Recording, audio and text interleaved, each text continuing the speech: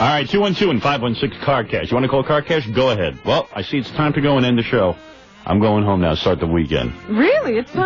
I was thinking of talking to the station about doing a 3-hour show every day. We should end the show at 9. It'd be a lot easier. We can't get off in our allotted 4 hours. What are you talking about? Well, we'd be done by 10 o'clock then. 212 Car Cash and 516 Car Cash. You know, you're going to love it. Not one naked girl showed up today. I can't believe it. Not even that Rachel the Spanker. You didn't call her, though. I did. You did? But you remember it was ringing and ringing? No, I don't remember. We were talking over the rings. Oh, well. I don't know what to do about that. 212 Car Cash and 516 Car Cash. Give them a call and see what you can get for your car. They'll give you a phone quote. They don't care what it is, 4-wheel drive, van, a leased car. Yeah, a leased car, foreign, domestic, financed, any kind of car you have. They'll give you a free appraisal, and you get your cash in 20 minutes. And I got news for you. If you've ever tried to sell your car privately, it is one big hassle. And they give you good prices. If you don't like the price, fine, turn them down, but at least call them. Find out what you can get. And I guarantee you, whatever they quote you is pretty much what you would have gotten privately. Give them a call, 212 Car Cash or 516 Car Cash. Plenty of free parking at both locations. Car Cash of New York at 625 West 55th Street between 11th and 12th Avenue. And now their new Hicksville, Long Island location at 2 Heights Place, Hicksville, right near the train station. Okay. 847, 92.3 K-Rock at WYSP. And we're still doing the news, right? Oh, yeah. Yeah. Muhammad Ali is taking some kind of controversial blood washing treatment. Yeah, I think that's good for him. Apparently he's hooked up with some new physician. And this guy says he's... Is it Dr. Mo or Larry or Curly? What's the guy's name, that physician? Dr. Mendenika. He's a Swiss medical school graduate. Mendenika, Nika. What kind of Dr. Mendenika? See, I hear names like that, I get nervous. I do, too.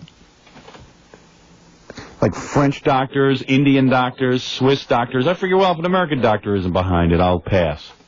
You know, all of a sudden, he's from a Swiss medical school. And he's got some super treatment that's going to help Muhammad Ali, who's supposedly suffering from... Now, all these years, American doctors have been calling it Parkinson's syndrome. Yeah. Now, Dr. Mendenika says, no. That's not what he's got.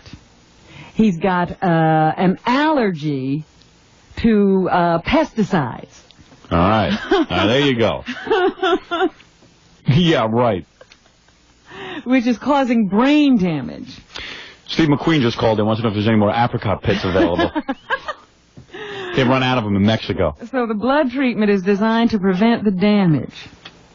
Yeah. So Mendenika said he's not even consulted with any of Ali's previous doctors. He knows what the guy's got. So anyway, what they do is they take Ali into some clinic or other. Yeah. And they take out his blood. They literally drain his blood. Withdraw the plasma. And then replace it with an artificial product prepared by this doctor. Wait a second. Hold it a second. They take his blood out. Yeah. Right. And then they take out the plasma. Mm-hmm. Ugh, so ghoulish. And then they replace it with something man-made. Yes. So you no longer have your blood plasma. Right. It's no longer real, the stuff that's running around with your red and white corpuscles, yeah. Yeah. I'm going to throw up. Oh, this is so sick.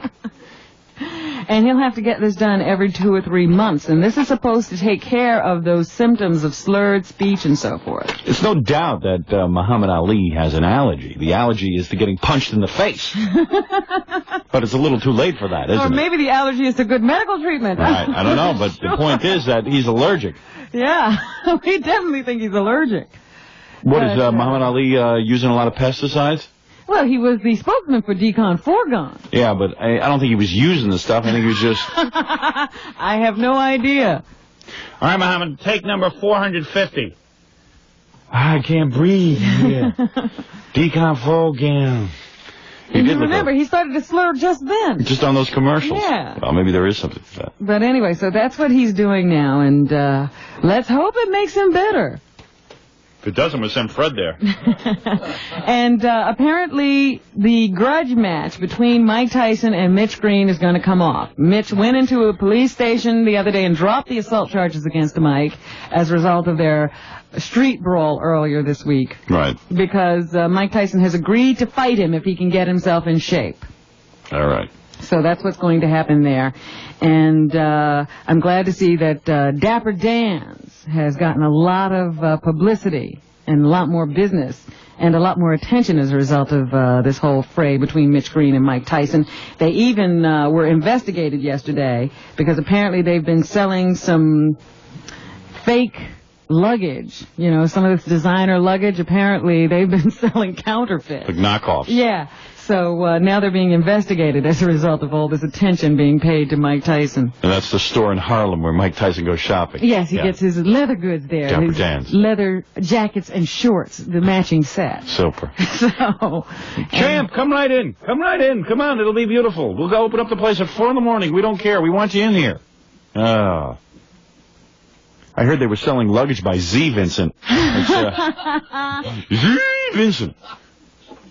And the other thing that I found rather funny, you know, we didn't mention this the other day, but Mitch Green has a rather extensive rap sheet. Oh, yeah? For burglary, robbery, and the last time we heard about him, he was working at a gas station, only they didn't know they had employed him. He had taken over the gas station, was there pumping gas for customers, and was not an actual employee of the station. You mean he just started pumping gas, and what was he doing, like taking the money? I guess. Maybe he was pocketing the money for the gas, but he was That's actually a cool idea. pumping gas. Just like to go the customers, up to a gas station, start pumping some gas, and grab the money. Yeah. Rather than, you know, taking a gun and just emptying the cash register. Yeah, okay, at least he's working for it, though. I like that. So I thought that was rather interesting that's what he's noted for. Yeah. So anyway, that grudge match is going to come off, apparently. I think they overworked the old ugly stick when they used it on him, though. He's pretty lethal, that guy. Yeah, he could frighten you to death with his looks, much less his punching power. That's it. 853-92.3 KROC WYSP. Well, it's Friday. We could take some phone calls. I guess we will. We have no dial-a-date. Yeah, and we could, we always end up taking phone calls at the same point in the show. It takes us 3 hours to get to this point. 3 hours of me berating people and just venting all my venom from the day before. Yeah. And then we finally get to this point. Well, maybe something else will happen. That's all. Between now and the next commercial. Okay. Yeah, I'm sure something will happen. We'll be back right after these words. If you miss... You gotta love Isuzu of Hillside. It's so good. Isuzu of Hillside, New Jersey.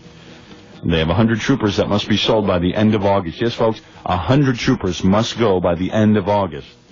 Haven't they unloaded these yet? I'll bet you there's not 100 left, I'll tell you that. Who's on the hotline? Who is this? It's Candy. Oh, sorry, hold on for Howard.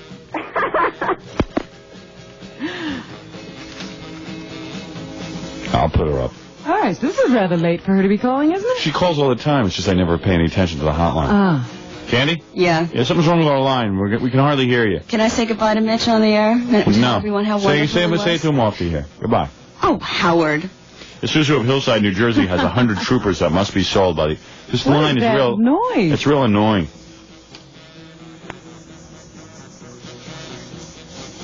Hold on, let me see if I can switch this. Hello? Hello.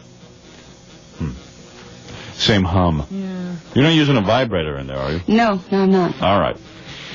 Isuzu of Hillside, New Jersey has 100 troopers that must be sold by the end of August. Yes, folks, 100 troopers must go by the end of August. Management is waiting to make you the best deal in New Jersey on the all-new Trooper 2.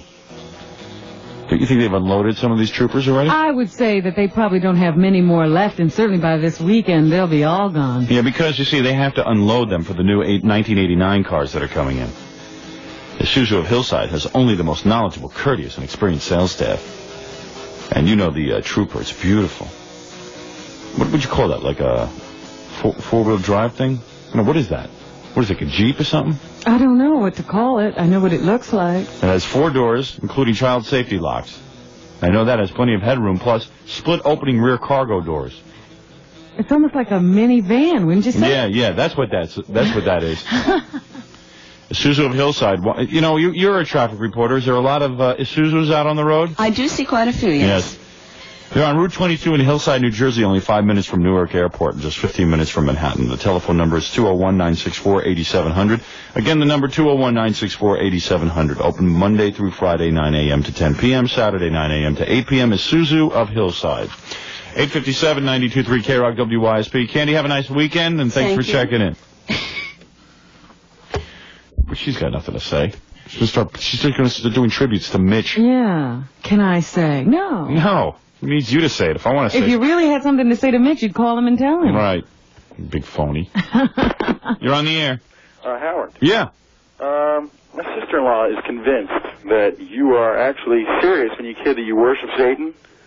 You know, when you use the harmonizer. Do you think that's really the devil? Well, you use the harmonizer, you call him by all those names, and you say you might like to have a tail attached surgically, you know? Yeah. And just even yesterday you said, yes, Mitch, I'm Satan, I'm evil. Right. You know, I mean, that kind of stuff, you know? Right. And she believes it. Well, that BOC song you played the other day, I think I put her over the edge. That Blue Oyster Cult number that you right. Oh, man. Satan. Well, you know how you yourself said that was devil music. And then when you were speaking over the original recording... What, do you really think there's a Satan somewhere? Do you really believe in that? And if there is, he sold himself pretty cheap if all he got was this radio show. And he turned out to be a big-nosed, ugly, 6'5", gawky guy. I can assure you that I am not the devil, sir, but your sister, I can assure you she is a moron. That much I can assure you. Well, thank you so much for saying that. I hadn't spelled that out for you clear enough. My sister thinks you're the devil. First of all, I have a hard time with the whole concept of the devil.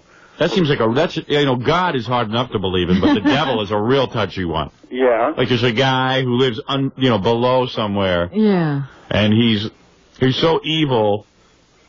I mean, if there was a guy that evil, why wouldn't he just do... I forget it. I don't know. And if God was so powerful, why wouldn't he just get rid of him? Because... What is this, the theological hour or something? Well, it's Friday. Equal balance. People need guidance for the weekend. They don't want to fall into Satan's hands. Yeah, the abyss. Well, if you think about it, it's actually logical that there would be just an equal amount of either good or evil. So, exactly. Where's he coming from? An equal amount of good and evil. Yeah, yin and yang. Who figured that all out? Right side, there's an equal amount on either side of that circle. If you buy that theory. Yeah, tell your sister that if there is a devil, it's pretty debatable whether you come back as a disc jockey. Maybe he's Ted Bundy or something, or Reverend Heidnik, you know what I mean? Well, not so much that you are the devil. I mean, that you worship the devil and that you are spouting so much negativity in the air. Thanks. Blah, blah, blah. Not me. My bloody sister-in-law. Yeah, well. Well, I'm so sorry that she would think that of. Yeah, well, I don't really worship the devil, to be honest with you. Well, I've never really... That's one thing. I had a Ouija board for about 5 minutes once, and I got too scared of that. Well, that's nice. You ever do the Ouija board? No. I did it on the air once. But nothing happens. The thing doesn't start spinning all over and doing... Yeah, when you're sitting around and you're roaming around on this little board with letters on it, it doesn't sure, your hand's going to stop somewhere, because you're going to stop your hand. Yeah, but what I'm telling you is the thing doesn't even move. Exactly. No, I'm saying you have to move it around. Yeah, you move it. You push it. And then you stop. Not necessarily. Look at Linda Blair. What about her? In the film, she didn't need any help. Captain Howdy that was a movie. You as stupid as your sister? If there was a devil, wouldn't she have a better career? Well, you're right. You're absolutely right. I have a little bit of trouble because I'm a little nervous. I'll tell you something. Tell your sister, me worshiping the devil is ridiculous. Okay. I mean, I get nervous just dialing Dee Schneider's phone number. I just start... Say it. I go near the guy's house, Say it. Well, his road is really creepy. It is, isn't it? It looks like the devil could be down there. Yeah, really. Well, is that a whole stick about him being a devil worshiper? Or is he actually... Yes, you actually consider him to be one? Yes, he is. You're constantly referring to it. Yeah, he sits there and he worships the devil. He's busy trying to write a hit song. Never mind worshiping the devil. But Jimmy Page, I believe, has been touched by evil. Yeah, I think Jimmy Page made a pact with Satan, and what happened was Robert Plant's son died. And Jimmy Page just had a problem. He was rushed to a hospital. It seems that, nothing but bad has happened because of that. Yeah, had nothing to do with the fact that the man did heroin for most of his life. Does anybody remember needle marks? Sorry. Oh, boy, this guy's something else. I don't know what he's doing. Nervous wreck. Dee does not worship the devil. If anything, he worships his stockbroker, which... She's ready to throw out a window right now. Really? Yes. Did he get hurt? I don't know. It's very tense. Come on. Really, be serious. Okay, I will be. All right. Devil worship. Who has time for devil worship? Only losers have time for any kind of real worship. There's no such thing as the devil. Oh, yes, there is. Oh. You come down here, I'll show you something. You promise? Hey, honey, why didn't you come down here today and take off your top? What's going on? You wouldn't like to see my top. What? Because you wouldn't like to see my top. I'm 40. Oh. You mean you have a 40 chest? No, I think she's 40 years old and there's rings around those breasts. 40 of them. No, I've nursed 3 children. Yeah, okay. It's distinctive. All right, well then thank you for not coming down. Oh, All right, what can we do for you? You can. I can tell you something about Siobhan. Don't hang up. Siobhan is a good cook. Siobhan came out to my... Hi, you're on the air. Howard. Yeah. Yeah, I want to know who that guy that's doing those voiceovers is. I think Freddie would be great at that. And somebody picked a fruit juicer. Sounds like. You know the guy I'm talking about? Fruit juicer. I think he's referring to our new production director. Oh, really? No, the guy who's doing all those voiceovers, like commercials and other things. Yeah, well, no, he's a good guy. Is he really? Yeah, I mean, he's... I haven't really been, aware of... He's got he's got kind of a weird sounding voice. Yeah. You can say that. Yeah, but really, my vote's for Freddie. I think Freddie's... Well, Freddie, that's not his job. Freddie's busy. He's got to work for us. He's busy avoiding me. All right, Howard, have a good day. All right, man. Take care, man. Bye. That's good. Just call up and ruin some guy's career. Yeah. You're on the air. Yeah, Howard, I just wanted to talk to you about the time I met Imus up north in Vermont when he was hanging out up there, just going back a few years. I saw Imus on something the other day, and man, was his neck wrinkled. Yeah, this Boy, guy... it's not even from the drink. I just think it's just bad genetics. Chicken neck he's got? Oh, man. Wow, is he wrinkling fast? I mean, it's really frightening to see a guy, because he's not... That's why I always thought he was lying about his age. He's only in his 40s. And the man literally looks like he's 60 years old. Mm-hmm. Except for the long hair, You know, this is going back a few years, and he was still drinking then, and this guy, he was hanging out on the slope. This is at ski area up north, and everybody's wearing fancy clothes, and this guy was dressed like a bum. And I'm like, who's that bum? And then somebody pointed out it was Imus. Yeah. And, big beard, and he was real dirty looking, and his coat was all stained and everything else. Aqualung. That's what he looked like. Imus. And then he was at the bar at night, and I left before he got in trouble or whatever, but he was causing all kinds of grief there, I understood. Yeah, his personal life's a lot funnier than his radio life. Yeah, I think they ought to just follow him around with a microphone the rest of the day and put that on the air. Yeah, put that on the air. But what's on the air is so unfunny because he's so busy hiding his real self. He's pretty much of a loner. He was on his own up there, is what I could tell. Yeah, his brain is pretty much dead at this point. I mean, there's just nothing funny coming out of it. I mean, it got to the point where everything we did, he'd just rip off. Yeah. It sounds like he's talking about the stage where Imus would wear the same outfit for like a weekend. Yeah, that was a real happening look. Yeah, he had that happening down jacket look about 5 years after. Yeah, well, when we were working there, he'd show up every day in these, not ski pants, but like he was nylon wearing jumpsuits that were like the parachute cloth. Yeah, parachute cloth jumpsuits that don't breathe and aren't made of natural fibers, and the guy would wear them for a week, so they get pretty funky. Yeah, they'd be all stained. Yeah. Yeah, he had a rust-colored down jacket with rips and stains, and it's like this guy just didn't fit in at all. It was pretty weird. That was his effort to like sort of be part of the counterculture, the bohemian thing. He's a rich guy who could afford anything he wants, and then just to wear the same clothes every day and not care. I thought it was his effort to reach out to the street people. Yeah. He had a camera around his neck. Yeah, he felt bad for them. He was doing a special for Channel 4.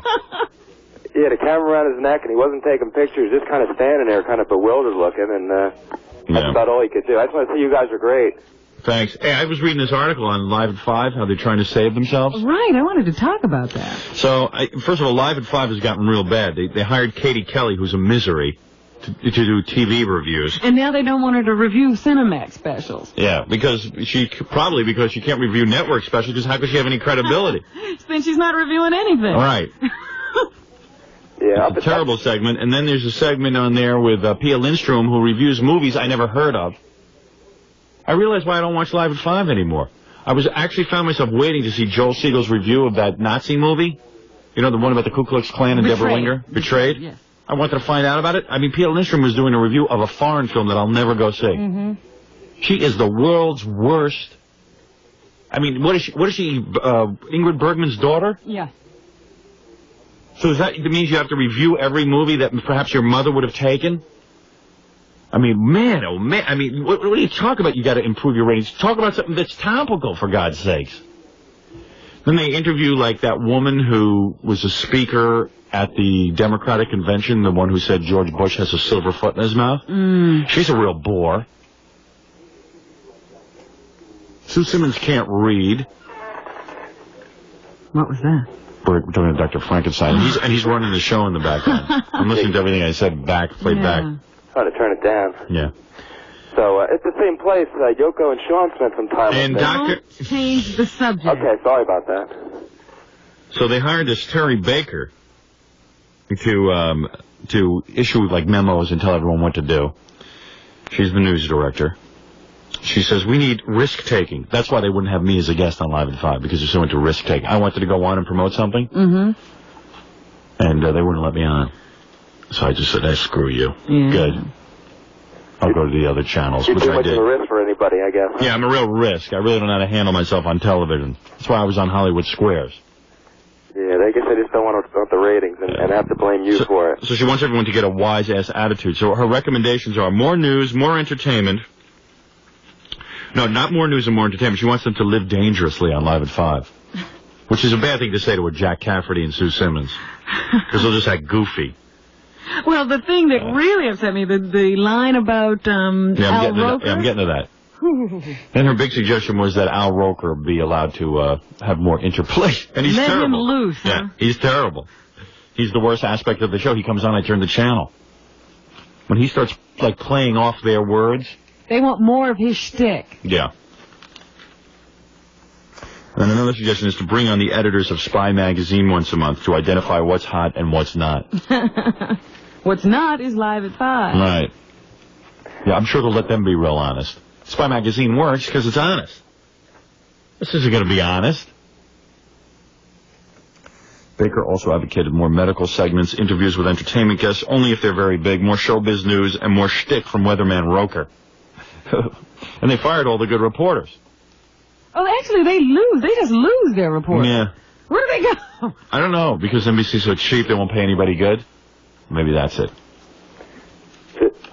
I didn't know if you talk about the spy thing, how they're backpedaling on how it's not that important anymore. In Europe, that guy, 10 years, he's a spy. I don't want to change the subject. But Listen, I got to get rid of you, man. You're really bumming me out. Live dangerously. You can't live dangerously on Live at 5. That's not the problem with Live at 5. Why do I see these things so clear? You know why? Because I actually watched the show. It's so clear that you don't want them to act goofy with Al Roker, and their choice of topics is so bad. When the movie reviewers review movies that nobody's ever going to go see except for a bunch of Pia's friends, some highfalutin friends who all inherited their money. No real person care. When you constantly give bad reviews to, like, good movies, who can take you seriously? The problem is that Pia is the movie reviewer. Right. There's the problem. The problem is that Katie Kelly's segment doesn't work.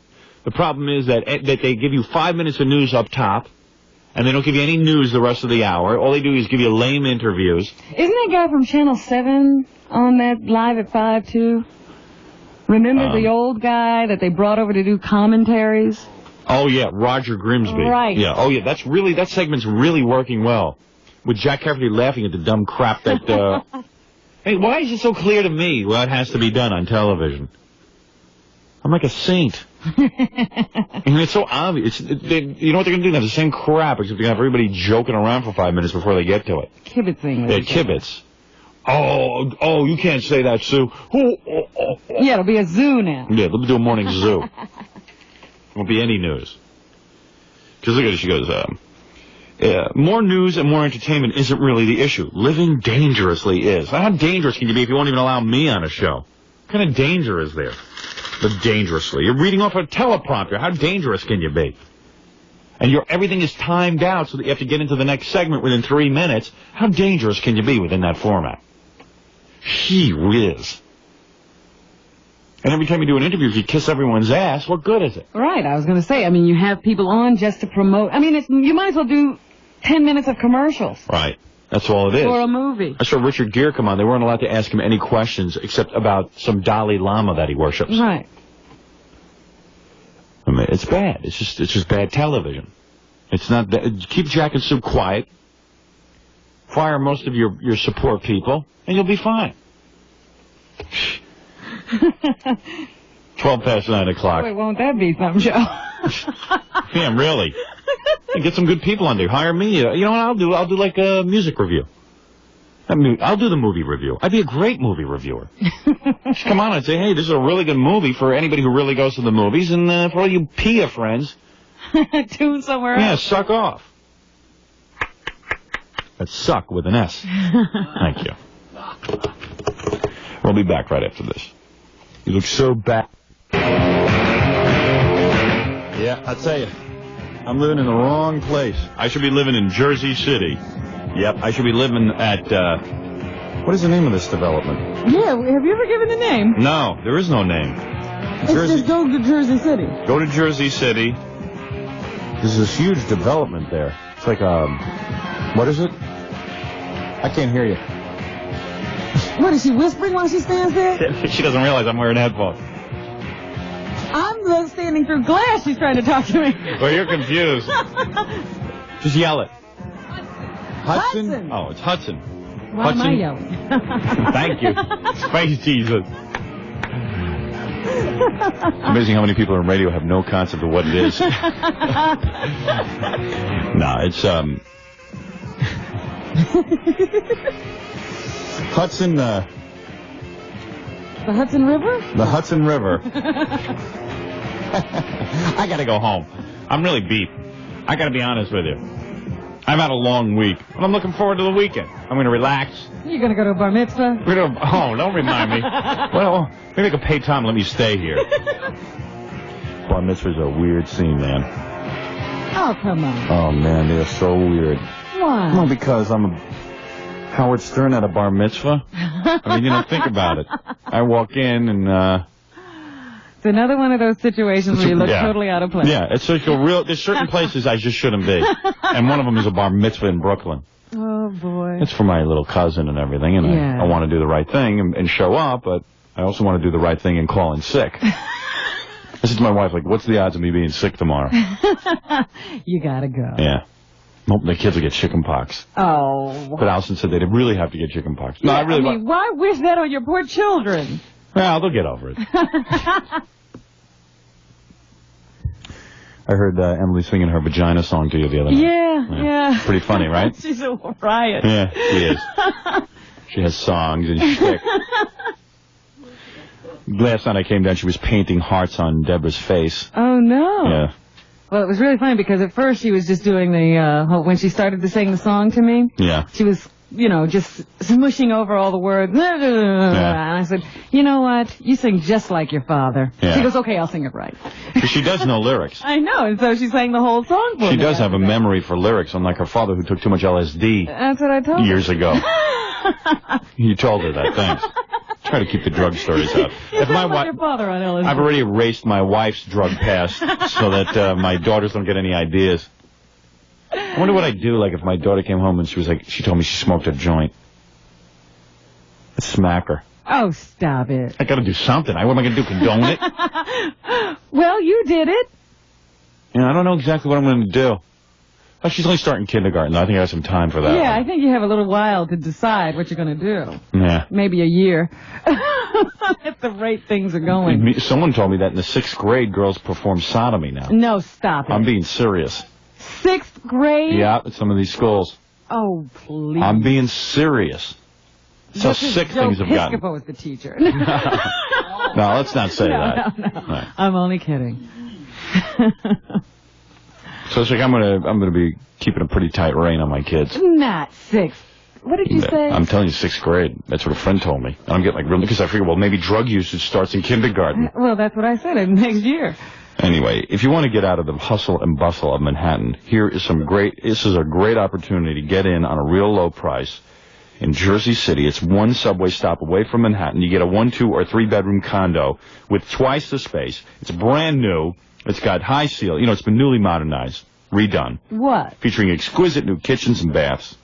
What's been recently modernized? The apartment. What are we talking about here? We still on that? Yes. I got to get through this. I got to go home soon. It is great. It is great to get an apartment in Jersey City from the low 70s to $110,000. You act before Labor Day. Let me give you the phone number right now. Act before Labor Day. Receive a rebate of up to $3,500. And once you have to put any of this in, borrow up to 90% with sponsor arranged financing. Save hundreds of thousands more by selecting no points financing. No monthly maintenance fee for an entire year. Okay, here's the number. 201-797-0900. An offering can only be made through a prospectus available from sponsor to New Jersey residents only. 201-797-0900. In fact, boy Gary is probably moving there. Yeah? Yeah, he called him. He's going over to see it this weekend. Good, I'm glad. 922-92.3 K-Rock and WYSP. We're trying to take phone calls. Some girls said they're going to be down here with their tops off. They're running here now with their tops off. Yeah. So they'll have a crowd behind them. That way the wind, it breaks the wind. And, Hey. Yeah, you're on the air. Let me tell you something. I got a couple touchy subjects for you, all right, Howard? All right, but don't come on with the phony voice. Just act normal. There ain't no phony voice. Just listen to me, all right? Just don't come on with the phony voice or I'm going to hang up on you. There ain't no phony voice. Just listen for a minute. Yeah, and don't come on with the phony, mad attitude. All right. Well, I was pissed off that you hung up on me the other day. You don't have to hang up on people. It's rude. First of all, I listen to you every morning. You come over. I'll hang up on you if you're boring, that's all. Because I'm not here to be polite to you. I'm here to do an entertaining program. I can't stick with someone who acts like a moron. All right. I remember you. You're a moron. You're a moron. Just listen, all right? Yesterday, when that guy called about the commercials, he was absolutely right. All right? That's one thing. You're on the air. I'm not on the air. You're a moron, too. You're on the air. Howard? Hi, you're on the air. I'm on the air? Yeah. Now tell me about when you had sodomy in the 6th grade. I didn't have sodomy in the 6th grade. How old were you? No. Gary told me he had sodomy in the 6th grade. No. Yeah, grossed out the other boy. Howard, I can't believe I got through. Yeah, hi, you're on the air. What can we do for you? I think you're great. Well, thank you. And I saw your underpants and negligee party the other day. Thank you. And it was great. Thank you. At first I thought she was going to say, I saw your underpants. No. Well, she did if she tuned into the special. That's true, but I thought she was going to leave it that way. I still have that number open, 1-800-52-STERN, for anyone who didn't get it. For Christmas. Well, I have to take. It's a great Christmas gift. It really is. Too bad it's not I just Christmas. wanted to say that you're great. And since I'm so great, could you send me 3 naked photos on 3 different angles? Sure. Thank you. Okay. All right, bye-bye. Bye-bye. Lovely woman. God bless her. You're on the air. Howard, I got a complaint about a promise of a date that I was given. Okay. That never came through. Which one? Right. I was supposed to go out with Susan Napoli. Susan Napoli? Which one was that? She was a penthouse. And what happened? It never happened? I never heard from anybody. Gary, get in here. This is happening too much. Calls back. All right, wait a second. I'm going to straighten it out for you. That's not right. You know, Gary doesn't stay on top of it. Or is it Tom? See, Gary blames Tom. Tom won't sign a voucher for Gary to take the dial-a-dates out because Tom wants a trade on the restaurant. See, this is what it all gets down to, being cheap. Why did I tell you this morning? Hi, boss. Why did I tell Well, you... what happened with Susan Napoli? That was part of the same date. Why did I That tell was you... a year ago. You mean every date is the same date? Is that? When did you play dial-a-date, When did you play I dial-a-date? think it was in March. What month is this? August. Right. So you mean to tell me that the March dial-a-date, Gary, is the same dial-a-date that Tom has been waiting on? Right. March, We haven't been able to April, May, June, July, August. 6 months ago it happened. Right. We haven't been able to take out dial-a-dates. And you're saying it's Tom's fault? Well, partially, yeah. We had to wait till we got... First of all, you can't take out one dial-a-date at a time. They won't allow us. So we haven't been doing dial-a-date as often. So we had to wait till we built up. In other words, he was the first date after the last set was taken out. Okay. So it did Well, why one in didn't March. Gary return my calls when I called? Why didn't you return his call? Because I passed it right over to the promotions department. I don't know when the date's going to happen. It's up Don't to pass over to the promotions the department. promotions department. You're in charge of dial-a-date. I'm in charge of... What can I do? Don't pass anything over. I don't want my listeners being passed over. What? You don't like this job anymore, do you? I'm putting too much pressure on you. No, you're just being unreasonable. I'm getting not. tired of your arguing. You always argue. You don't listen to me. First of all, I've spoken to this guy at least twice, and I told him that it was coming up. And I'm trying to make it happen, but what can I do? Twist people's arm? I told you this morning. I alerted Why you. didn't you come to me and talk to me about this? I just came to you this morning and told you. Now, what is the problem? You're blaming our general manager? I'm not blaming him completely, but I'm saying the reason why we haven't been able to... Dial-A-Date should have gone out at least a month ago. Should have already gone out. Right. But we ran out of trade at one of the restaurants that we were using. But let me ask you something. What kind of station? Yeah, Not you. What kind of station is this? We run a contest. We have to award the prize. At some point. So we ran out of trade at the restaurant that we were using, and our promotions assistant, Connie, who is setting the whole thing up, has been unable to She looks real motivated. Yeah. Has been unable to get our general manager to sign... She's busy from that Nutrisystem, maybe. Yeah. Has been unable to get our general manager to sign a check request form so that we... See, because now we're actually going to have to plop down money for the restaurant. Plop down money. I'll pay for the date. Just be quiet. Just get it done already. Get it done. We'll get you a date, don't worry. Now, you know what? Nobody cares. Not that you don't necessarily care, but the promotions department doesn't care because they're busy arranging concerts at the pier. No. Connie's been on top of it. I mean, I just gave her the sheets about... How on top of it could she be if it's 6 months already? I was supposed to be on top of it. Would you please. Right, he's right. He was supposed to be on top of it. Well, maybe.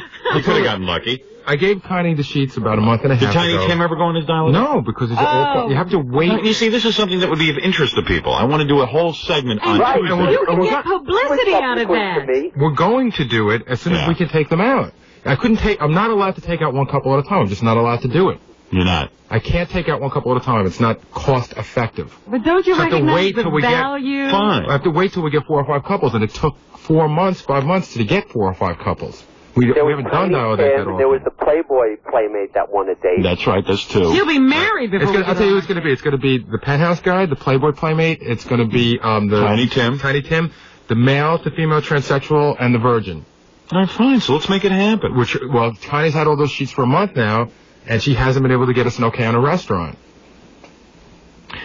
I mean, a meal shouldn't be that big a deal. It's in Tom's. In other words, as soon as Tom okays. So where's Tom? Let's get him in here. Tom sees you every day. How come he hasn't discussed this problem? No, he only discusses the problems that concern my career. And of course, they can't take one couple at a time on the Dial-A-Date. Oh no! See, now Tom's going to come here because Gary would only have one girl to hit on when he escorts them to the. And with his. We cut down his odds. Is he coming? I will remind you that I am an attorney. Good. So sue me, no. Yeah, sue. Well, we plan on doing it right away. Oh, now right away the guy's got a legal case. We're going to do it for you. Okay. I'm trying to make things happen for you. I appreciate it, Howard. You understand our side of it. We're working with a bunch of incompetents. And don't say I never returned any of your calls. You know I spoke to you at least twice. You spoke to me once, and that was when I called you. Well. So, what's the matter, Gary? You're making a face. Well, I spoke you never returned the guy's call. Tom, can't you pay for a restaurant so this guy can go out on his date? Yeah, Tom. Tom.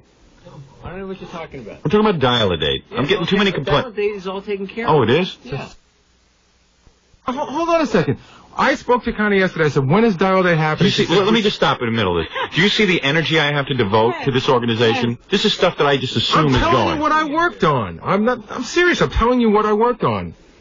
What more could I have done? I asked her yesterday, when is Dial-A-Date happening? Tom basically ignored you, you're saying, for a month. Yeah, I'm sure this is just a case of some miscommunication or lack of communication. Hey. Gary does an excellent job. He's a lawyer on the phone. He's upset. Of coordinating Dial-A-Dates, and as of Wednesday, Okay. Club Iguana was all squared away. So you're going to Club Iguana, Genius. Cafe. My fault. I said club. Okay. Anything else? All right. Thank you, Tom. My problem. The restaurant just dropped us because Tom can't get the name right. Yeah, right. So that means... Well, listen, sir. Yes. Let me say something right now. She said you're a great general manager. The next time Gary doesn't return one of your phone calls... Yes, sir. I'm going to give you now his Hampton's phone number. Where he stays on weekends. That's right. Okay. All right? I'm going to give it to you off the air. Gary, I want you to give it to him so he can reach you at any time. Oh, yeah. And I want you to give him your home phone number, too. Why not? Siobhan has it. He certainly is entitled to it. All right? Hold on for that number. Okay, pen in hand. As a matter of fact, because you've waited so long for your Dial-A-Date, I have a special prize for you. Yay! Which you'll never get, but here it is. I'm sure it's going to be great. You have a Polaroid camera. Okay. Is it a Polaroid? Yeah, hold on. I can bring you the sheet. I have it for you now. I was supposed to do that an hour ago. Oh, I got a choice? See, no, I have a Polaroid camera and some tickets to a racetrack where they're going to pick Hold on. Miss, I guess it's Englishtown, New Jersey, or is it? No, it's Miss English Leather. Miss English Leather. At someplace. Here it is. I've got a Polaroid. It's the 12th annual Polaroid K-Rock U.S. All-Pro Funny Car Championships at Raceway Park, Englishtown, New Jersey. There's 7 things to plug in there. See? Oh, boy. I've got a free pair of tickets to the event and a free Polaroid Impulse instant camera and a package of 600 film for you. What? It's at the Cadillac bar. Oh, the Cadillac bar. All right. What happened to Club Lizard? All right, your date is at the Cadillac bar. The Cadillac Go bar? there now. She's waiting. Where is that? On 125th Street? No. It's a good place. It's a very good place. Okay. Yeah. Now, can I just say something to this guy before he starts filing the legal suit? I'm not filing any legal suit. Now that we know where your date is, now that that's been established, it's still going to take about another 3 to 4 weeks because everyone has to be contacted to make sure that they can make it on that date, and they have to notify us back. I say it's getting into too much hassle. I say each couple should go out by themselves without all those other people around. Yeah.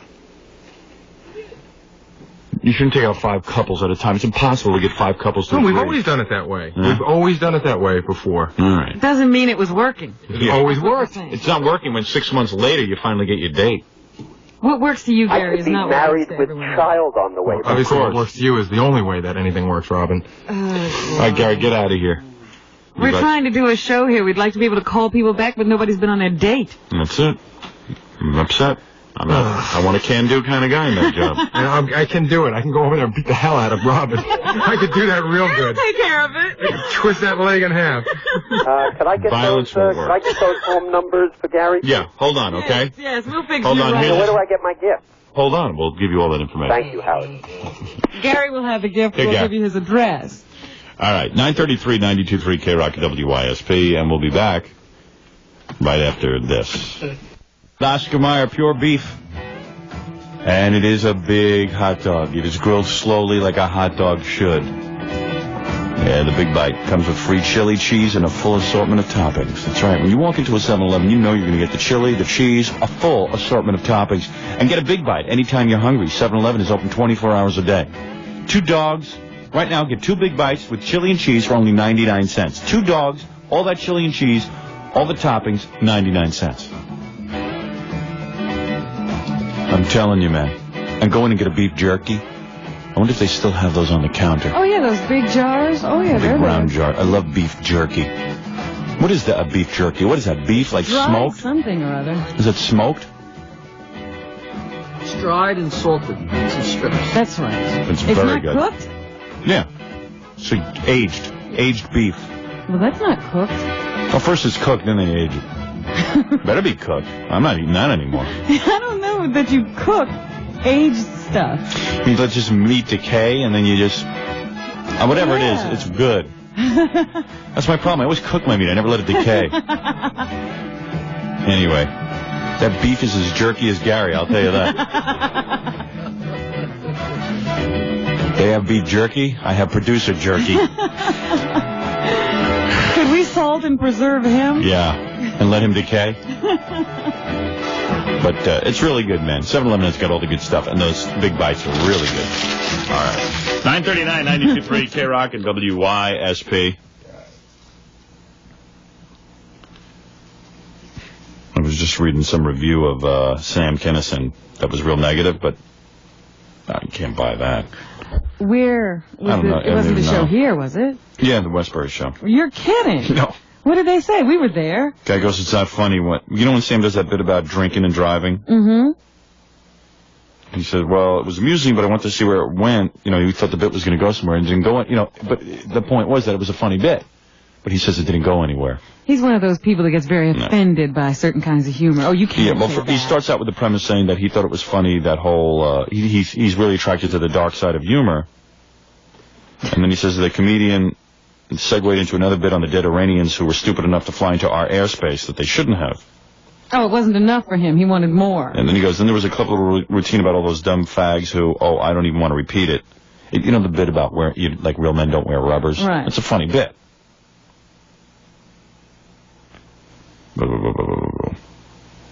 was upset, offended, even depressed by this show. It was unconscionable comedy. Aggressive, venomous, negative flop, which seems to revel in total disregard for other human beings. See, it was comedy without a conscience. That's easy. Right. You're supposed to say that stuff and then say, no, I was only kidding. Right. And it truly saddens me that such an obviously sick and out-of-control wretch could find an audience. I hope I never have to sit through anything like this again. And then he talks about how much he liked Sam's HBO special and dug that whole bit on the Ethiopians and stuff, so he thought he was going to like Sam. But, he can win. You put together a good set, and the guy knocks you anyway. Yeah. But it's just some dopey little paper. It's not a major newspaper. And plus, that's the whole idea of Sam. If he offends you, then you're probably going to dig him if you like that kind of humor. Right, but it's the rule of comedy that Sam destroys is the one where you say, I was just kidding about all that stuff. You really can't drink and drive. Right. Just kidding. Just kidding. And he's just kidding. I mean, so you don't need to hear him say just kidding. Nobody needs to say that. Let's see. Despite an admitted fascination with the dark side of just about everything, I could not bring myself to laugh at Kinison when he ranted about warnings concerning drinking and driving, when he actually suggested to his audience that driving under the influence of alcohol or illegal drugs was the only way to drive.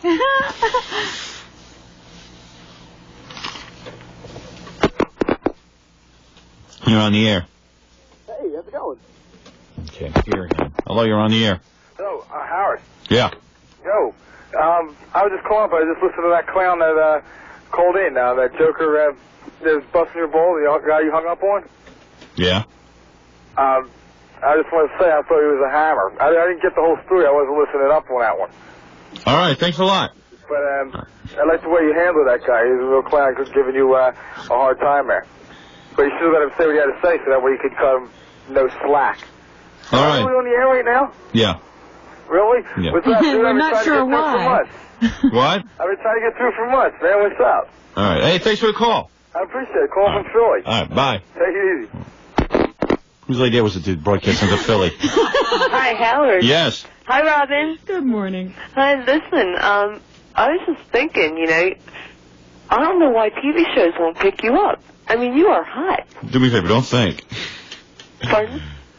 It's not the TV. I'm not a loser. It's not that TV shows won't pick me up. It's just that I've never gotten the right TV deal. That's what I mean. I could be on TV tomorrow. That's what I mean. It's incredible. I mean, I could be on TV. I could be working for MTV or something like that. I don't want to be just on TV. I want to have something happening. Well, that's just, I don't understand why people, just don't see this. I mean, you're hot in Philly. You're hot in New York. You can go a lot further than that. And I don't know. It's like people are scared of you or something. All right, let me have a serious discussion here. Is it just that the phone calls are getting bad, or am I just having a low tolerance? No, they've been extremely bad since we got back. It's like nobody even wants to talk. Maybe because we haven't been taking them for so long that people just forgot how to do it. I think there are a lot of people just seeing if they can get through anymore. Yeah. You're on the air. Hello, this is Lavoisier. I want to speak to Howard Stern. Yeah, you're on the air. Hey, Howard, how you doing? All right. Okay. Hey, Howard, I was listening to you this morning. You was talking about that if you found your daughter smoking a joint, that you would probably smack her. Yeah, right. Do you think that's fair? Yeah, it's my kid. Yeah, okay. What about if she was 18 years old? Would you do the same thing? Look, I said I don't know what I'll do if my kid is smoking a joint, okay? Okay, well, anyway, Howard... How the hell do I know what I'm going to do? I barely know what to do when she talks back to me. Oh, you do? Yeah, I mean, I don't know. I don't want to come off like my mother came off of me every minute, like little Hitler. Right. I don't like a Hitler raising me. Everything I did. I mean, now I'm afraid to step on a twig because I was raised from Hitler. Okay. Hello, Robin. How you doing this morning? I'm okay. Okay, listen, Howard. I know one thing, man. Yes? If I caught her in bed with a black guy like you, I'd shoot her. Oh, stop it. But Howard, I'm a very good-looking black guy. All right, I'm just kidding. Okay, but anyway, right. How about giving you some facts that you can tell your daughter? What? I can give you some facts to tell your daughter that they should really legalize it because it's not as harmful as all other drugs Yeah, are. I'm all for legalizing all drugs. So that has nothing to do with anything. No, Howard, not all. Just one, marijuana. So you missed the the point of the bit. He's talking about his baby. My baby, that whole thing. Like, here I was a drug abuser, and would it be hypocritical? Oh, man. Oh, no way, Howard. No. Listen, maybe it's because this is a white radio station. You're supposed to be listening to LIB. No, you're supposed to be listening to LIB. No, I'm not. They're still talking about Jesse Jackson, if he's going to win or not. No, we don't need to talk about Jesse Jackson. If Jesse Jackson became president, they would shoot him. Sister's not ready for a black man to be a president. You know that. Oh, I just didn't want to say. He saved his life by not voting for him. Yeah, that's why I didn't vote for him. It had nothing to do with the fact that he was unqualified. Yeah, also, Howard, I want to give you some information. Did you know that Jesus Christ also smoked marijuana? Yes, of course, everybody knows that. Oh, they did? Anybody who went to Catholic school knows that, sir. What do you got some kind of revelation here? Why don't you tell me something I don't know? Oh, like how the Pope is hooked to smack, okay? Okay, I can tell you something that what do you mean Jesus smoked marijuana? Now explain that. Okay. Yeah. Remember when he was 12 years old and he used to go out into the woods? Go ahead. And come back from praying all day, and his mother used to ask him, how come you have that faraway look in your eye? He used to smoke marijuana and meditate to pray to enhance his mind. And you know what Joseph did when he found out? He smacked him. Yeah, smacked him in the head. But that shows the negative No, part. he threw him in a ditch and took away his rainbow coat. That's a stepfather for you, smacking the kid. No, sir, listen, now you mean the guy went out in the woods and he meditated? It doesn't say anything about marijuana. Oh, yes, and Howard, there is a book called The Passover Plot. All right? Yeah, but that's not the Bible. But it's from different scrolls that they have found in the Dead Sea that people would... Yeah, Jesus used those as rolling papers. That's right. Hey, Robin, that's really good. And didn't they find incense in Jesus' tuchus? That's right. And somebody was playing a sitar. Yeah, so nobody really knew he was smoking grass because it stank from his tuchus. Mm-hmm. Okay. All right, listen, thanks for the call. But wait, Howard, I'm not finished yet. I had really wanted to talk to you about legalizing marijuana because they're killing people who only smoke pot. I got to get out of here. I think, yes, I want to be locked up because It's the the people weekend. who are running around are dangerous. And those holes in his hands, those were roach clips. They would just stick the super big joints in there. Oh, boy. A split. This is blaspheme. A woman saying she's Hitler is on the phone. Hitler checking in. Hitler is checking in. That's right. I'm afraid of my own shadow from Hitler. You're afraid of your own shadow. No, you were incredibly. You know, Howard. It took me till I was 34 years old to get an earring. You need somebody to blame for your inadequacy. I blame you. And you figure it's me, right? Yep. Heil Ma. Heil Mommy. Well, I'm not going. You got to loosen up. I got to loosen up. Just loosen up. I think you're a little too loose. It's a little too. It's a little too late for. Yeah, that's the point. Why are you busy wondering whether I'm loose or I want to not? know why you're so hostile toward me. Make a few friends. Go out and party with them. Stop listening to the show so much. Oh, I shouldn't listen anymore? Because I'm a complete You don't want compulsive. me to listen? Answer the question. I'm obsessive compulsive. You're I'm anal retentive from being raised by a woman who wouldn't let me walk out the door without. Don't you think you're old enough to take full responsibility for your behavior? How's my father, Eva Braun, doing? Your father who? Eva Braun? Your father is Eva Braun? Yeah, Eva Braun. How do you figure this? Hitler's girlfriend? This is funny? This is funny? Better be, but my rating is going to sink. Oh, Howard, I really... No, in all seriousness, Ma, you were a little heavy-handed in raising me. A little too worried about everything. I was very concerned. Took me till I was 34 years old to get an earring. And I did the best job I could do. And now... No, you were a little too involved. You were a little too involved. You know what? 30s. You should have gotten a job and made me a latchkey kid. A latchkey? Yeah. I should have made you something, but I don't know what. You know how he My is. father's out back digging a bunker.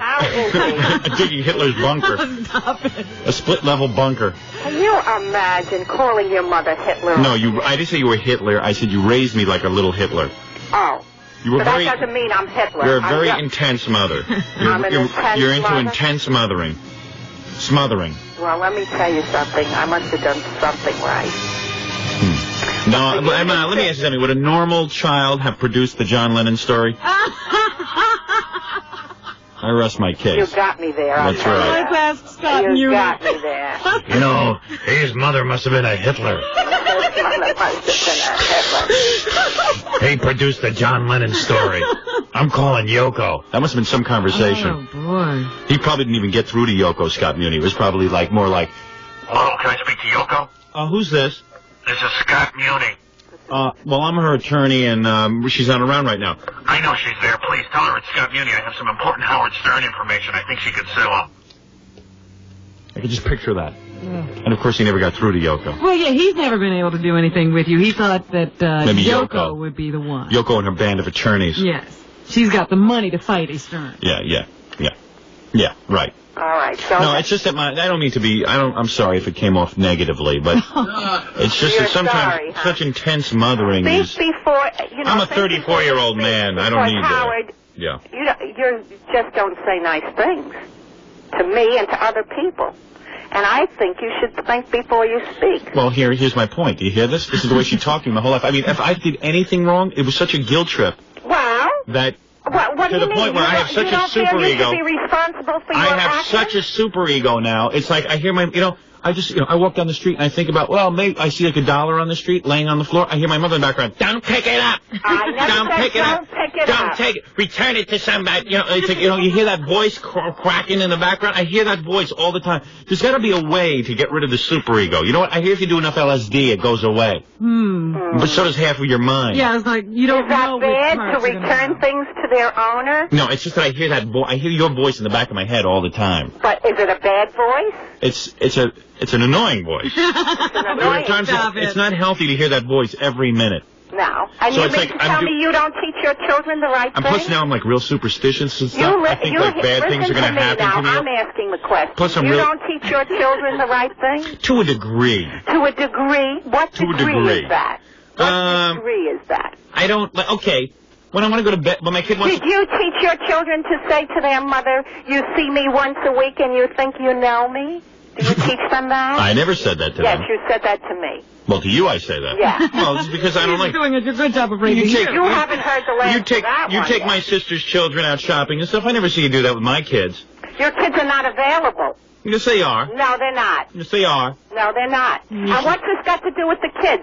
I was talking to you. Well, you don't take me shopping anymore. Take you shopping. Yeah, maybe I want some nice blue Levi pants. You're the only woman I know who knows where to find them. I love you. Listen, it's not a question of love. You see, you take everything as a question of All love. kids have a problem with the way they were raised. Don't take it Exactly. personally. Oh, come on, Robin. To call your mother a Hitler? Well, that's nice compared to what Robin calls my mother.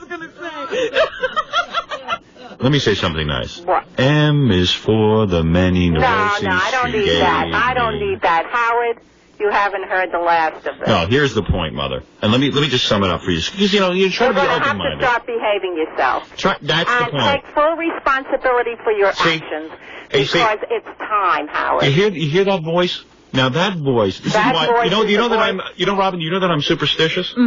About what? I'm not Superstitious to the How come point- you're superstitious? Because that's how I. Superstitious is for ignorant people. That's how I interpreted your behavior. That's superstitious? That you could control behavior by outside forces. In what way?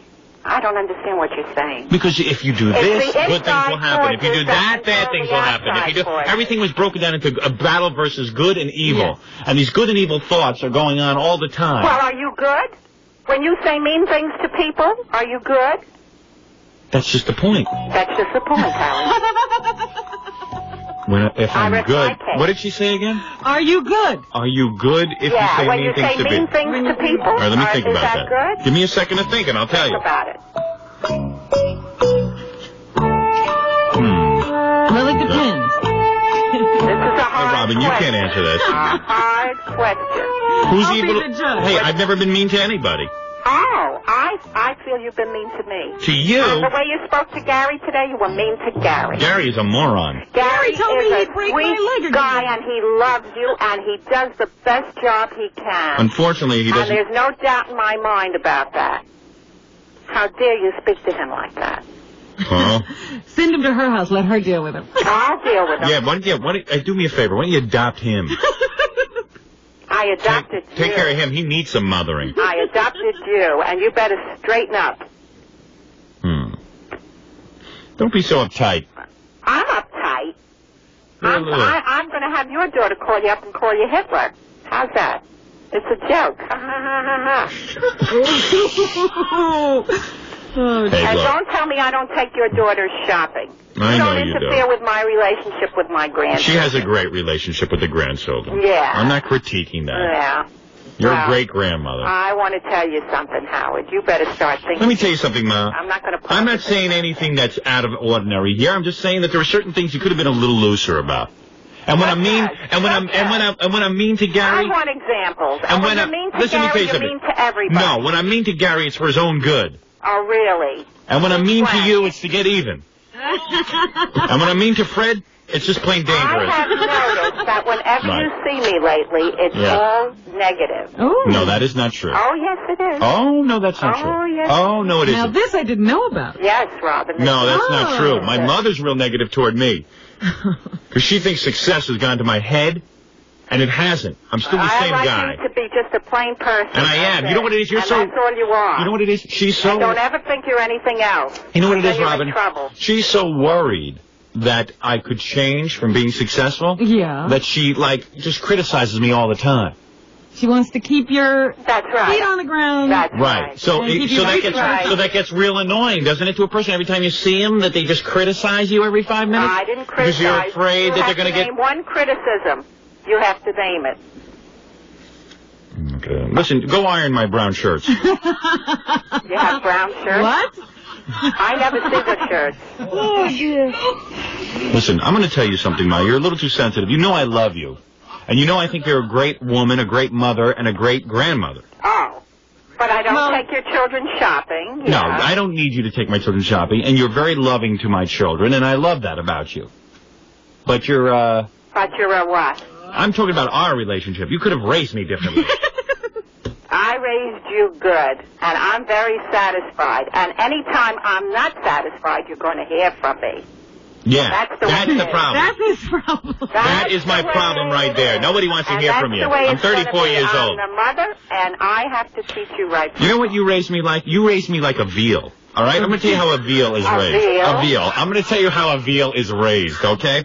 They take a calf, Mother, and when it is born, they lock it in a box with no lights on. And you were locked in a box with no lights on.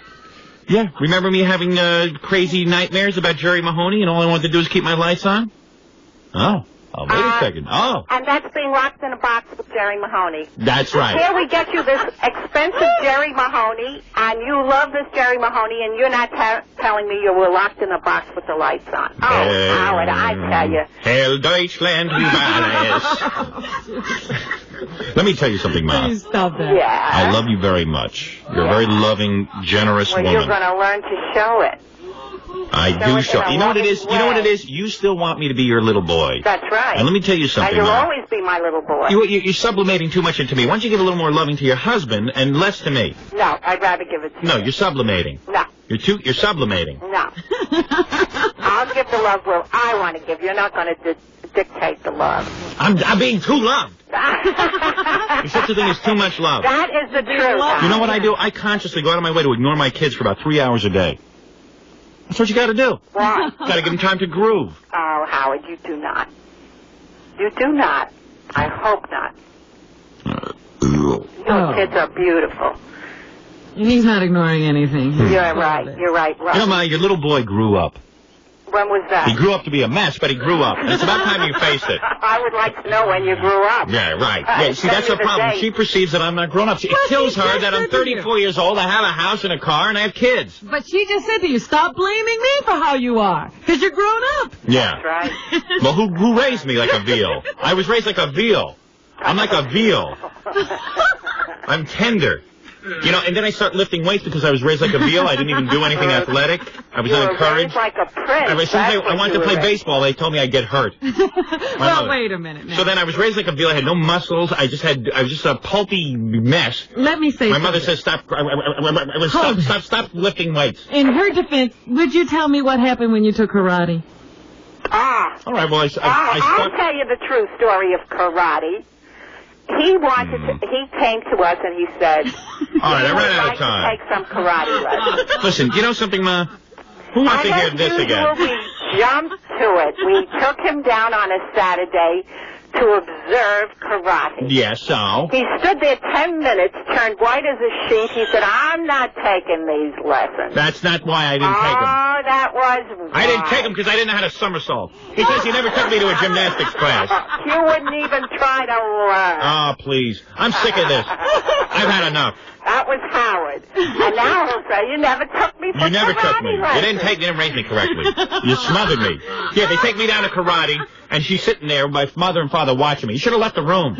You know, I'm in there in front of the dojo, and the two Chinese dudes, two guys who can kick ass real good. Did I tell the story of how I took you for guitar, for a book on guitar? Yeah, and who needed you to do that?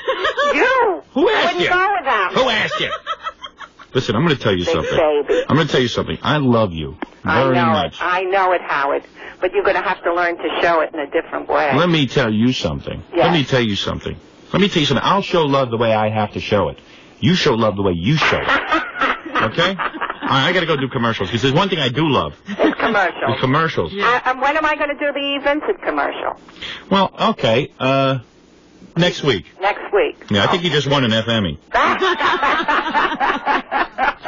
By the way, you're not even nominated this What year. do I win? You won nothing. What do I win? You're in next year, I guess. Let me talk to you about Roselli as long as you're on the phone. Roselli? My mother doesn't move because the only time she moves is when she's forced to move. Finally, enough black people moved into the neighborhood. She finally moved. But I had to be tortured for a couple of years first. It was a good way to test to see if her son Well, would. you wanted to learn to fight. Well, think about it. Think about it. What do you think that was all about? That was about Learned a control. little karate right She there. kept me in a black neighborhood where I have no white friends, so my only white friend was her. See, get it?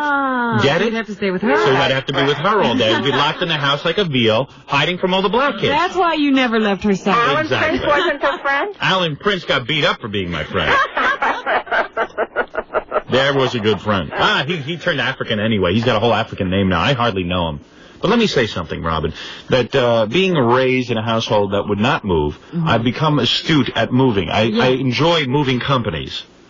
Yeah. You know all the best movers. I know all of the best movers. And Well, Roselli did a beautiful job with your last move. they certainly did. I got to tell you, Yeah. Yeah. they are so good. And everything was in place. Right. You saw Mom. Right. Mommy. I was there on the spot. She was there helping. My mother All is the time. my mother's a very giving person. Now, see, this you never tell us. I'm going to tell her. Let me say Doesn't something. tell me that every move he made, I was there to help him and Allison make the move. Every single move one. I make, Mommy's I'm there. All right, listen to me. Right. I am saying that you helped with the move. As a matter of fact, my wife was pregnant at the time, just about to give birth, and she laid on a cot and just directed the Roselli movers around the house. Didn't have to lift a finger. It's the truth. And they're fabulous. Let me give you their phone I number. thought that the Roselli movers might have to deliver the baby, as a matter of fact. And believe me, they were qualified. You know, every one of the Roselli movers has a medical degree? Is that right? That is correct. I wouldn't be surprised. Well, who knows about that, but I will tell you their phone number. 718-ROSELLI. 718-Roselli. Well, when they do the packing, everything is packed up like Christmas presents. They That is correct. take special attention with every item. That's They right. really do. All right. Listen, Mom, I love you. All right. I love you too, Howard. And please, think before you speak. That's the message of the day. Okay, that's what I'll do. All right? I'll do just what you say. Okay. I'll think before I speak. Right. Right. Like I don't think before I speak. Well, I'm suspicious of that. I really am. You have your suspicions, I'll have mine. Okay. Listen, I love you. What are you doing today? What am I doing today? Is this the once a week you want to see me? No, I don't want to see you. Oh, you don't want to see I'm going to see you tomorrow. Oh, okay.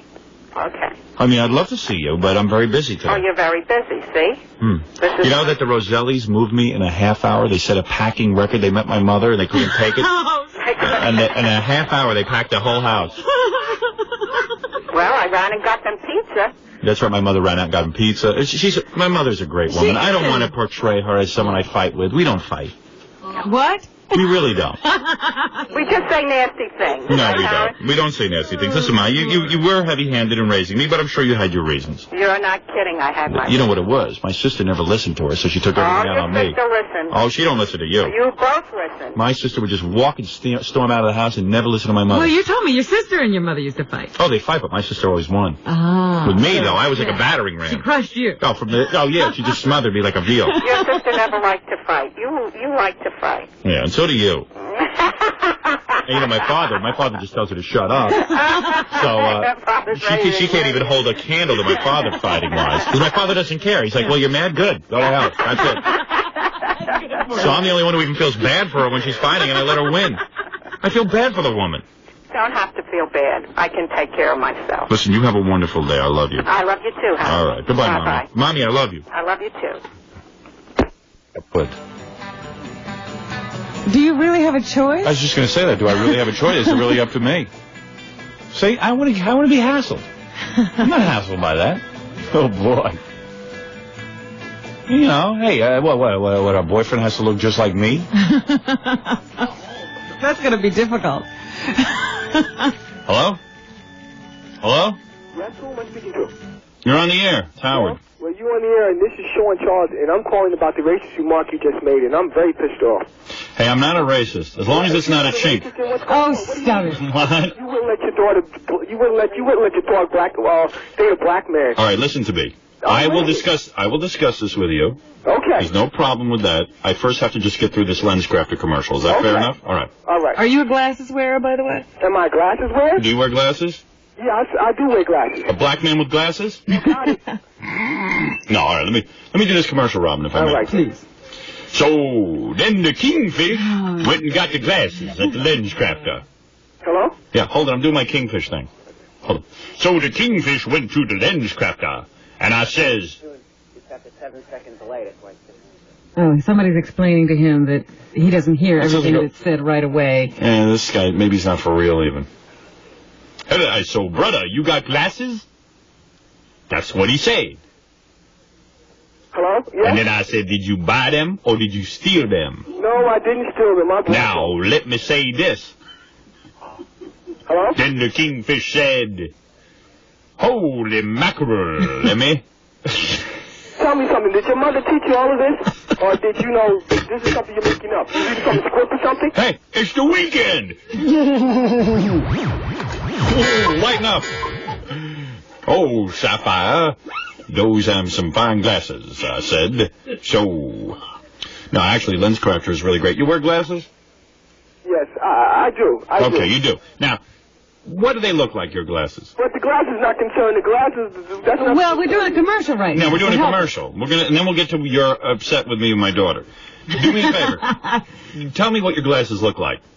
I mean, you should... What do my glasses look like? Listen here, Calhoun. I asked you a simple question. What do your glasses look like? My glasses look like regular glasses, like anyone else's glasses. Exactly. What? Listen, do you think they're black glasses? No, these black people's glasses. They look like Run DMC's glasses? No, they look like glasses that I guess you would put on your big nose. All right, now listen to me. Oh, you know, that's just hitting below the belt. Oh, my God, I'm going to fall apart right now. I'm not going to be able to enjoy the weekend. Now, listen to me. Let me just tell you something. Your glasses look like everybody else's glasses. Yes, they do. That is because you probably bought them from an optometrist who had maybe, at best, 50 pair of glasses on the wall. Am I correct? You are correct. All right. Now, see, that I am correct about. I might be a racist, but I certainly know my glasses. Now, let me tell you something. When you go into LensCrafter, there are over 3,000 pair of glasses on the shelf. 3,000. I know what you're thinking. Boy, it'd be easy to swipe a few of those. Oh, stop. Right? No, not really. Okay. Now listen carefully to this, Jesse. Oh. Hey, what do you got, a friend? Right, I tell you. Hey, seriously, dude, what do you got, another guy on the phone with you? No, I don't. I'm listening to you. No, I'm hearing... I'm trying to hear you giggle and laugh and everything. No, I'm hearing another guy on the phone with you. You're hearing people shout around the office. Is there somebody who picked up another line? No, this is just the office. I think they're listening to the radio and they're reacting. Well, how could they be reacting? Right away, yeah. Well, who knows what they're reacting? Someone's on the line. Tell them to hang up. It's very hard to hear you. Okay. I don't think anyone's on the line, though. Can you hear me? Yeah, I can hear you. Anyway, the point is that I sound like I'm in a vacuum. A wind tunnel or something. What is this? I don't know. There's something wrong with these phones. But anyway, go to LensCrafter and see what I'm talking about. And go to Paramus, New Jersey on Route 4 at the mall at 4. And by the way, get your glasses in an hour. 1 hour. Okay. Okay, now what's this about you being a racist? And the Willowbrook Mall in Wayne, New Jersey, and Springfield, New Jersey on Route 22, okay? That's LensCrafter. Now what's this? Including East Brunswick, New Jersey, at 690 Route 18. Now what's this about you being a racist? You said it. I'm not a racist. Well, you just said you were a racist. You just said you might know, you know your glasses. All right, listen here, Melon Breath. Wait, what's going on? Well, maybe he is a racist. Listen. Racist, so what? Yeah, what's it to you? What's it to me? Yeah. It's an insult. Well, tell me why I'm a racist. Because you make silly comments about like what? other people racist on the telephone, which don't make sense. I mean...